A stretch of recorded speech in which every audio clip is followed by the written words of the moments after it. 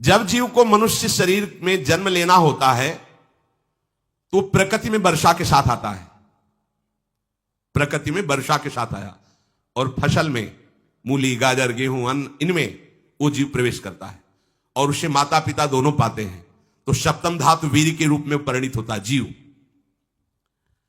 वो वीर कण के रूप में माता के उदर में जब प्रवेश करता है तो एक रात्रि में मां का और पिता का दोनों का वो जो वीर मिलता है, उस रज और वीर के मिलने से एक कलल सा बनता है। 5 रात्रि व्यतीत होने के बाद एक बुदबुदा सा बनता है। 10 रात्रि व्यतीत होने के बाद एक बेर की सी आकृति होती है। फिर उसके बाद उसमें धीरे धीरे मांसपेशियां बढ़ने लगती हैं। 1 महीने में उसके सिर निकल आता है। 2 महीने में हाथ पांव अंगों का विभाग होता है। तीसरे महीने में नख, रोम, अस्थि, चर्म, स्त्री पुरुष के चिन्ह प्रकट हो जाते हैं। 4 महीने में मांसादि 7 धातुएं प्रकट हो जाती है। 5वें महीने में चेतना जागृत हो जाती है। जैसे अपने चेतना, ऐसे 5वें महीने में गर्भस्थ शिशु की चेतना जागृत हो गई।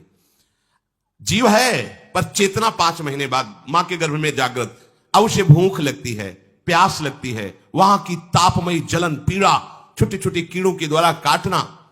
6ठे मास में झिल्ली से लपटा हुआ मां की दाहिनी कोख में कीड़े की तरह तड़पता है। उस समय माता को कड़वे और खट्टे पानी की लालसा होती है, जिससे उसके अंगों में जाकर भयंकर जलन होती है। यह है भोग। वो कृमि कीड़े की तरह तड़पता है। मलमूत्र के गड्ढे में बीच में झिल्ली में बंधा हुआ वो जीवात्मा सुकुमार तो होता है, वहां के कीड़े उसे नोचते हैं छोटे छोटे, वो तड़पता है। माता प्रसन्न होती कि जब बच्चा हिलता है, बोले है उसकी दुर्गति हो रही, वहां भयंकर कष्ट पा रहा है। ऐसा क्लेश होता है कि क्षण क्षण में बेहोश होता रहता है। माता के खाए हुए कड़वे, तीखे, गरम, नमकीन, रूखे, खट्टे, यही पदार्थ पाने की इच्छा होती है माता, क्योंकि उसको भोग भोगना है। उसके कोमल शरीर में भयानक पीड़ा होती है जब माता ऐसे पदार्थ खाती है। गर्भाशय की झिल्ली में लिपटा हुआ, आंतों और मलमूत्र से घिरा हुआ सिर, पेट की और पीठ और गर्दन एक कुंडलाकार ऐसे कंकण जैसा, ऐसी आकृति गर्भस्थ शिशु की होती है। पिंजड़े में बंद पक्षी के समान पराधीन, ना तो वो हिल डुल सकता है ना बोल सकता है। बड़ा असमर्थ दुख को भोग रहा है, चेतना पूरी है। इसी समय भगवान द्रवित होकर उसे ज्ञान देते हैं, गर्भस्थ शिशु को, सबको। जी उसे ज्ञान होता है तो सैकड़ों जन्म के कुकर्मों से याद आते हैं, सैकड़ों जन्म के। ओहो, ये मेरे कर्म का ही फल है, मैंने ऐसे कर्म किए इसलिए दुख भोग रहा हूं। बेचैन हो जाता है, कैसे निपट पाऊंगा, सैकड़ों जन्म के कर्म जमा है। अब महान अशांति उसके हृदय में, उस शरीर में भयंकर पीड़ा। कुंडलाकार शरीर है, हिल भी नहीं सकता है, बस कीड़े काटते हैं, बड़ी तड़पन, बड़ी जलन, भूख प्यास की जलन। अब एक और भयानक जलन हुई, उसे स्मरण हो जाता है कई जन्मों के, सैकड़ों जन्मों के पाप कर्मों का। 7वां महीना आरंभ हुआ कि ज्ञान का उन्मेष हो गया। अब प्रसूति वायु उसे चला रही है, तड़पता है वो। सप्त धातु में स्थूल शरीर से बंधा हुआ वो जीव भयभीत होकर के पुकारता है, अगर कोई भगवान है तो एक बार मुझे यहां से निकाल दे। वो विनय करता है भगवान से, कोई अगर भगवान है जिसने मुझे इस बंधन में डाला है, एक बार निकाल दे, यहां से जाके केवल भजन करूंगा। जीव कहता, जंतुरुवाच तस्योपशन्नमवितुम जगदिच्छयात् नाना तनोर्भुवि चलच्चरणारविंदम सोहम ब्रजामि शरणम रकुतो भयम में येने दृशी गतिरदर्श सतोनुरूपा। हे प्रभु, मैं बड़ा अधम हूं। ये ज्ञान भगवान की तरफ से गर्भस्थ शिशु को होता है। देखो, स्वयं वो इतना कष्ट पा रहा है, फिर जब आप गर्भ हत्या करते हैं तो आपका पाप कितना बड़ा होगा, सोचो। सब माताओं से विनय है, संयम से रहो, सावधान रहो। ये हत्या ऐसी नहीं कि तुम्हारे दान पुण्य से क्षमा हो जाएगी। ये जो भ्रूण हत्या है, गर्भ हत्या है, बहुत बड़ा पाप है। आप लोग अज्ञान के कारण इसको ध्यान नहीं देते, इसे खिलवाड़ समझते हो। कितना ज्ञान है। बेटी ही मां है, बेटी ही बहन है, बेटी ही पत्नी बनती है, बेटी ही किसी के जीवन को धारण करने वाली बनती है। और आपने गर्भ में देख लिया बेटी है, तुम स्वयं मां होकर उसका साथ दे रहे हो, उसका नष्ट करने के लिए। हमारी तो बात ही समझ में नहीं आती, क्या बुद्धि भ्रष्ट हो गई। अगर पुरुष का इतना महत्व है तो बेटियां ना हो तो तुम्हारी कौन सी गति होगी, सोचो जरा। जीना मुश्किल हो जाएगा तुम्हारा। तुम पुरुष किस काम के रह जाओगे। तुम्हारा अर्धांग काट दिया जाए तो तुम कैसे होगे। ये स्त्री स्वरूप अर्धांग है। जिस घर में एक मां बहन नहीं है, स्त्री स्वरूप नहीं, श्मशान जैसा वो होता है। ध्यान दीजिए, ये बहुत बड़ी गलती है जो अपनी बेटियों की हत्या करते हैं। ये वो पाप है जो अक्षम्य अपराध है। स्त्री हत्या करना शास्त्रों में बहुत बड़ा पाप कहा गया है। फिर वो तो बच्चा है, बिल्कुल नहीं। जिनसे हो गया है, श्रीमद् भागवत का सप्ताह मूल संस्कृत से सुनो और भगवान से प्रायश्चित प्रार्थना करो कि हे नाथ, भूल से गलती हो गई, दूसरा कोई उपाय नहीं। ध्यान से समझ लीजिए, तुम्हारे भ्रूण हत्या गर्भ हत्या के पाप को नष्ट करने में एकमात्र श्रीमद् भागवत समर्थ है, दूसरा कोई नहीं। कोई दान पुण्य तीर्थ स्नान तुम्हें क्षमा नहीं कर पाएगा। यह ऐसा महापाप है। अगर हृदय में जलन करके और मूल संस्कृत के द्वारा पूरी 7 दिन में भागवत श्रवण की जाए नियम से, तो भागवत समर्थ है, इस हत्या के पाप से भी आपको मुक्त कर देगी। जिनके ऐसे हत्या हो गई हो करवा लो, नहीं तो बुद्धि आगे भ्रष्ट करके तुम्हें हरि गुरु से विमुख कर देगा। यह पाप ऐसा नहीं कि तुम्हें 2-4 माला घुमाने से क्षमा हो जाएगा। ये महत अपराध है। सबकी समझ में नहीं आता, समझ जाओ, नहीं तो आप जहां भी हो वहीं से भ्रष्ट कर देगा। यह अपराध नष्ट नहीं होगा, श्रीमद् भागवत की कृपा से नष्ट हो जाएगा। यह हमें बहुत विश्वास है। श्रीमद् भागवत सप्ताह की यह है ही महामहिम। प्रेत योनि को प्राप्त धुंधकारी को सीधे भगवत पार्षद स्वरूप देकर परम पद में आरूढ़ कर दिया। केवल 7 दिन की मूल संस्कृत एक भी श्लोक नहीं छूटना चाहिए। अगर सप्ताहिकी का पारायण हो तो इस भ्रूण हत्या गर्भ हत्या से भी निवृत्ति मिल जाए।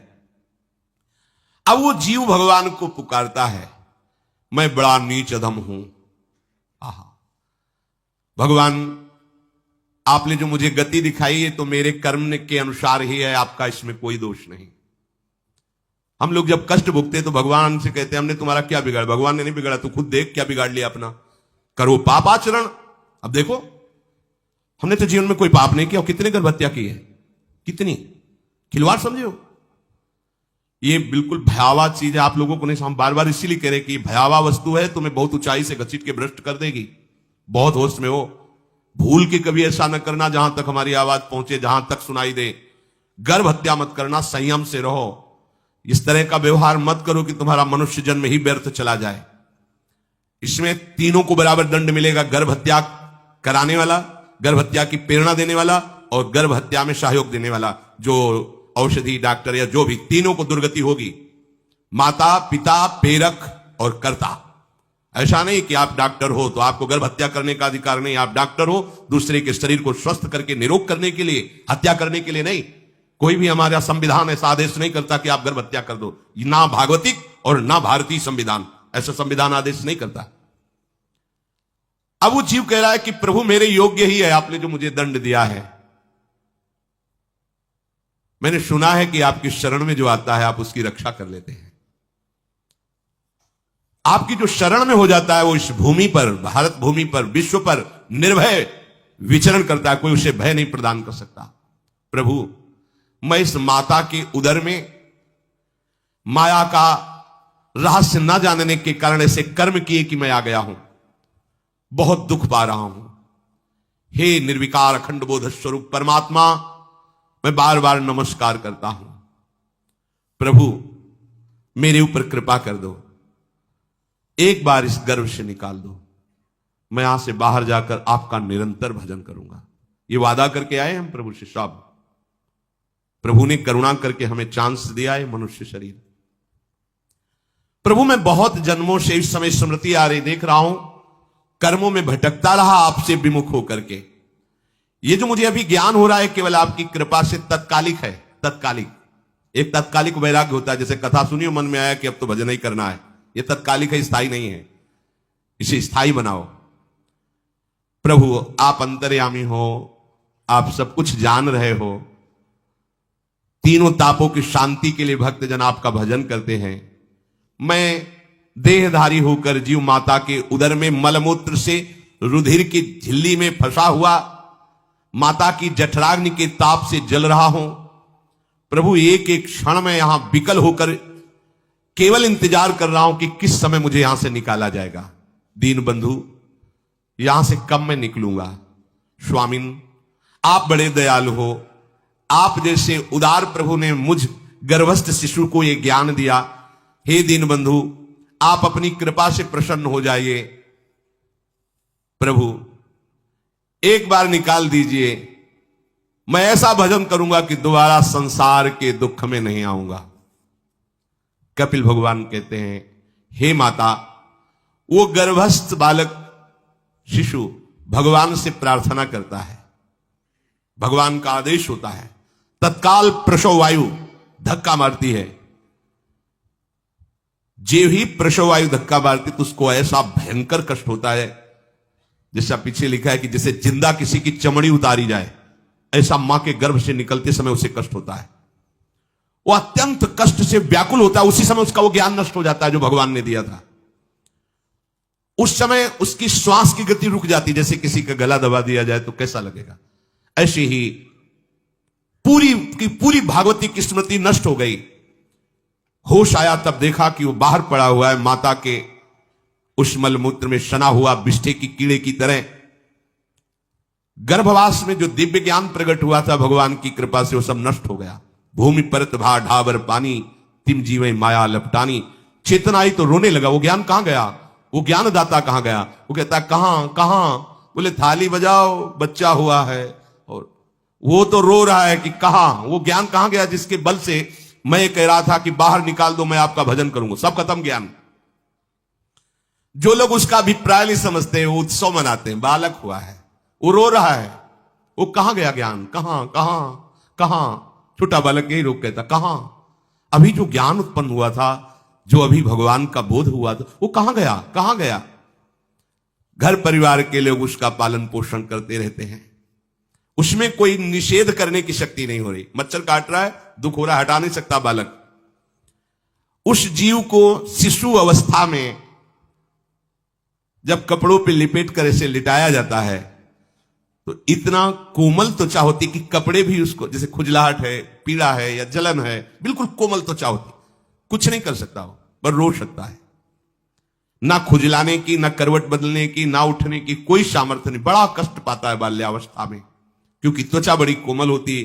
दास मच्छर आदि जीव उसको काटते हैं। गर्भावस्था का कोई ज्ञान नहीं रहा, सिर्फ रोना ही रोना रह रहा। इस प्रकार उसकी बाल्यावस्था कटी, कौमार अवस्था आई, पौगंड अवस्था। इनमें वो खिलवाड़ में फंस गया। जैसे जैसे बड़ा होता जाता, चेतना, गुनगुना, ये कार, ये प्लास्टिक के ऐसे उनमें मगन है। देखो ना छोटे बच्चों को, अज्ञानवश इसकी ये अवस्था कट गई। बड़े भाग्यशाली ऐसे भी बच्चे हैं जो तुतला के बोलते हैं, उनकी मैया कहती राधा बोलो, राधा। देखो ये सौभाग्य, प्रणाम है उन माताओं को जो अपने बच्चों को भगवान नाम बुलाती है। ये आप बोलो, श्री हरिवंश बोलो, राधे राधे बोलो। धीरे धीरे उसकी युवावस्था पहुंची। इस समय उसके अंदर एक भूत सवार होता है। जवानी का भूत है, ये सबके सवार होता है। अगर मंत्र चल रहा है तो भूत नहीं चढ़ेगा, नाम चल रहा है तो भूत नहीं चढ़ेगा, नहीं तो भूत चढ़ जाता है।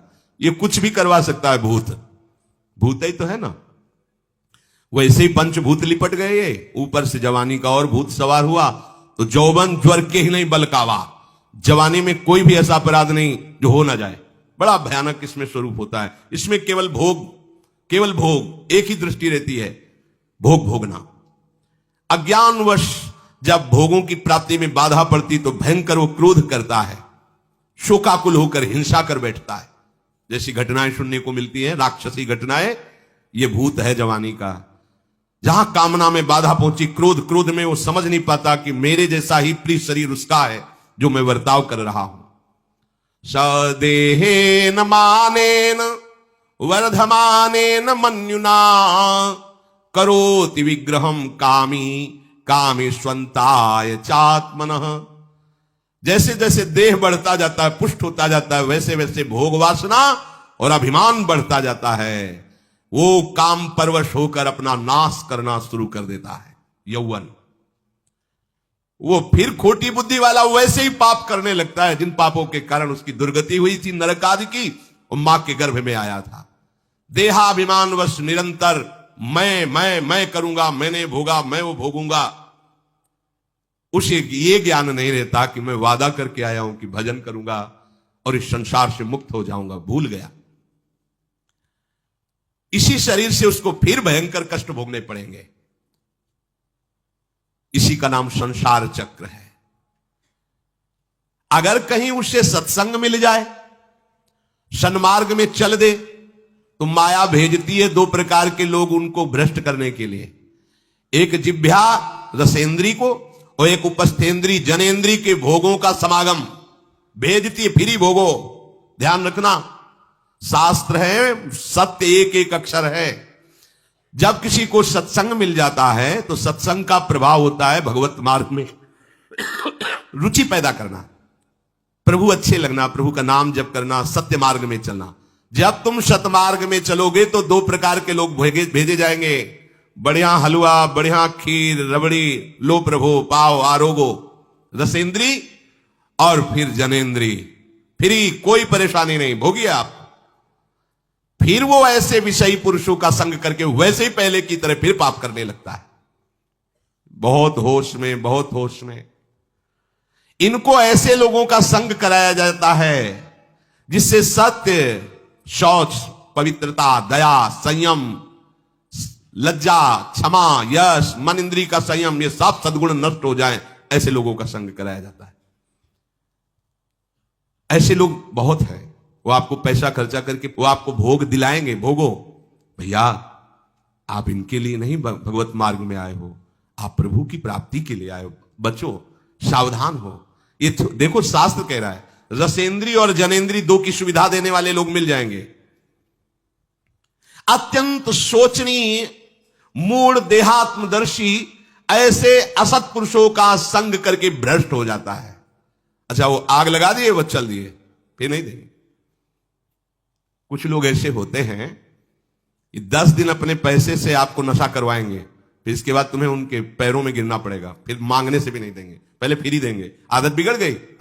ऐसे लोग मिलेंगे, मुस्कुराएंगे, हंसेंगे, आपको गले लगाएंगे, आपको लगेगा जीवन का सार मिल गया, फिर इसके बाद जूते चलाएंगे, गली में नहीं देखने देंगे। अब तुम्हारी वृत्ति बिगड़ गई, तुम उधर ही ताको, होश में, होश में। इस जीव को किसी और के संग से ऐसा बंधन, ऐसा मोह नहीं होता जैसा कामिनियों के संग से होता है। भगवान कपिल देव जी कह रहे हैं, न तथास्य भवेन्मोहो बंधश्चान्य प्रसंगतः योषित संज्ञात यथा पुरुषो यथा तत्संग संगता। कामी पुरुषों का, कामिनियों का संग जैसा परमार्थ भ्रष्ट करता है वैसा और किसी से नहीं हो सकता। इसलिए तुम इतना अपने को मत साधक समझ लो कि हमारा कौन बिगाड़ सकता है। उदाहरण में दे रहे हैं, प्रजापति स्वाम दुहितरम दृष्ट्वा तद्रूप धर्षितः रोहित भूताम शोनवधा वृक्ष रूपी हतत्रपहा। स्वयं प्रजापति भगवान ब्रह्मा जी ने अपनी पुत्री को जब देखा, प्रसंग आता है, सरस्वती जी, बहुत सुंदर सरस्वती जी है, तो अपने को संभाल न सके। उनके रूप, लावण्य और यौवन के स्वरूप को देखकर भगवान ब्रह्मा जी आकर्षित हो गए। इसलिए दूसरों की तो बात ही क्या है, हम सब ब्रह्मा के ही बनाए हुए हैं। वो आकर्षित हो गए। इसलिए बलम में पश्चिमाया स्त्री मैया जैनो दिशाम या करोति पदाक्रांतान भूर्विजंभेण केवलम।